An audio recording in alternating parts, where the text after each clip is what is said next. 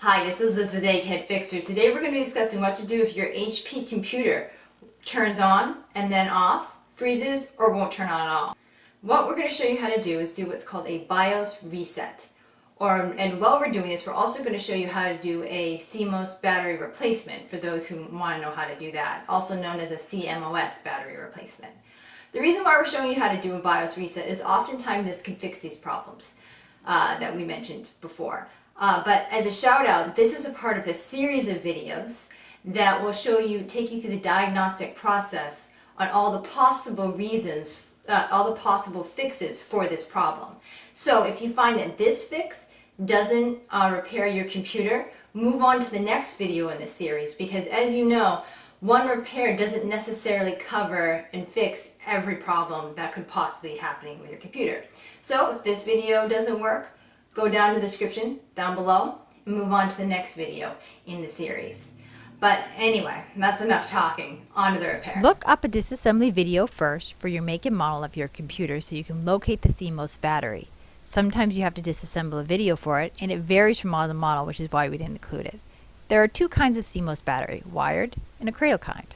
First, we will discuss the wired kind. If you don't have this kind, proceed further down the video where we show you how to do this with the cradle kind. So, to do a BIOS reset, you have to remove the CMOS battery for 20 minutes. So, with the wired kind, you have to locate the two plastic tabs on the side, put one finger on each side and gently pull up, being careful not to break that cradle. Once you break that cradle, it's extremely unforgiving. Sometimes it damages the motherboard to the point where you can't use it anymore, so you have to be careful. Now that you've done that, go ahead and set your CMOS battery and your motherboard aside for 20 minutes. This amount of time will reset BIOS. Once that time is up, it's that simple. You've done your BIOS reset. This fixes a world of problems, including the ones we mentioned in the beginning of the video. This is an excellent repair to know how to do. So, go ahead and plug it back in gently, just like you did. And now BIOS is reset, and this will oftentimes remedy the problems that we mentioned in the beginning of this video. Now the cradle kind of CMOS battery. Now the cradles vary drastically from model to model. This is the most common kind, so we'll demonstrate it on that. But if you find your kind looks different of cradle for your CMOS battery, then you may have to change or adjust the way you do it. Sometimes there's a flap or a piece of metal you have to move.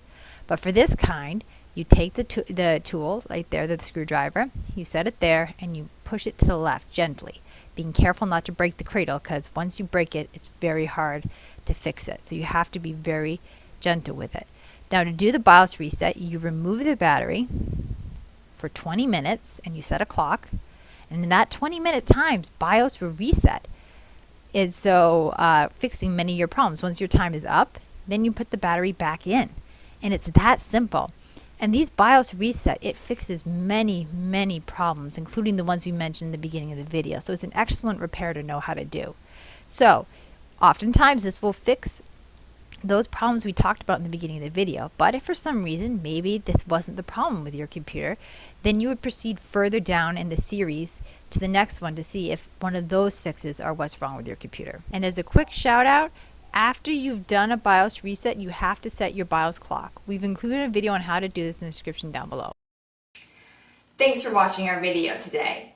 If you find that you like do-it-yourself computer repair videos, free IT advice, or just knowing how to take care of your computer problems yourself, go ahead and subscribe.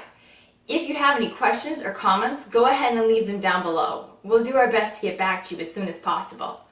Also, if you found this video in any way helpful, please like and share. Anyway, this is Liz from one egghead to another, signing out.